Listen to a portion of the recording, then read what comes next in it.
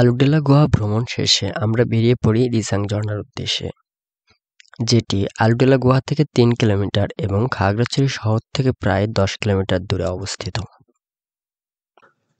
আলুটেলা গুহা ভ্রমণ শেষে আমরা বেরিয়ে পড়ি রিসাং ঝর্ণার উদ্দেশ্যে, যেটি আলুটেলা গুহা থেকে 3 কিলোমিটার এবং খাগড়াছড়ি শহর থেকে প্রায় 10 কিলোমিটার দূরে অবস্থিত। আলুটেলা গুহা ভ্রমণ শেষে আমরা বেরিয়ে পড়ি রিসাং ঝর্ণার উদ্দেশ্যে। রিসাং ঝর্ণা আলুটেলা গুহা থেকে প্রায় 3 কিলোমিটার এবং খাগড়াছড়ি শহর থেকে প্রায় 10 কিলোমিটার দূরে অবস্থিত।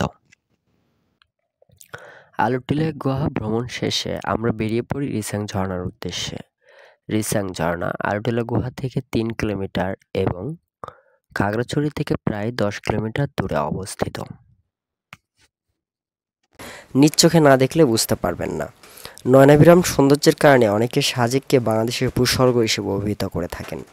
সময়ের পরিবর্তনে সূর্য উঠে পড়ে এবং ধীরে ধীরে মেঘ বিলীন হতে শুরু করে।